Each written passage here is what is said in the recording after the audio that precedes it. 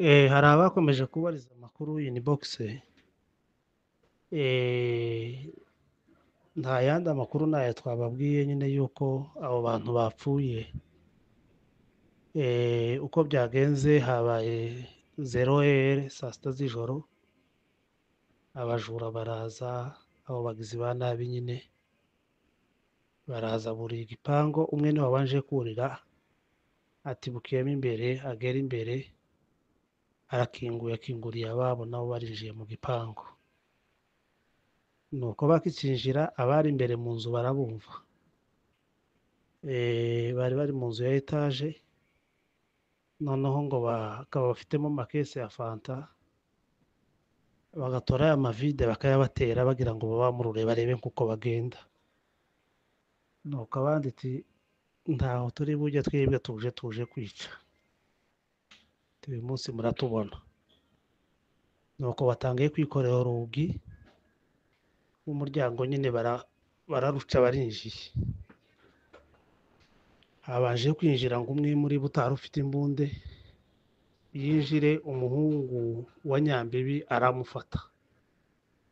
amufate. Ikindi gisambo nyine muri abo ngabo bari bateye kirinjira gifite imbunda nyine, gihita kirasa uriya muhungu nyine wa Nyambibi, ariko kimurasana na mugenzi we nyine wari ufashwe, bombi bahita bagwa aho ngaho. Nuko noneho haje uyu muramu wa Nyambibi niwe waje akurikiye murumuna w'umugabo wiwe, avuye mu cyumba nawe cya gisambo gihita kimurasa.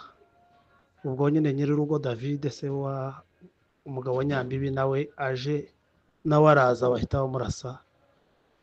Nuko uwo wabarashe yapfuye kubona nyine amaze kubarasa bose bahita biruka barahunga.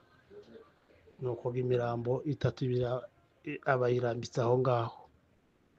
Noneho rero muri kwa guhunga iyo bageze, abasirikare baraje barabatangatanga, barasamo nabo batatu bagwa aho ngaho. Nuko rero ubu niho twari turi, mu kanya gatambutse bafashe undi nawe ukekwa kuko nawe ashobora kuba yari abirimo, bamufatiye nyine aho ngaho muri karitsiye. Ubu nyine abasirikare baramutwaye, niho twari turi kabisa, mpavuye none aha ngaha. Sawa sawa, ayo niyo makuru yabaye, ibyo nibyo byaraye bibaye kwa Nyambibi. Ari kure kabisa, niho twari twicaye, ariko ntari kumenya abahageze n'abatahageze. Ni umuntu udafite ihari, n'abana be nyine bakuru nabo ntahari, bahungabanye.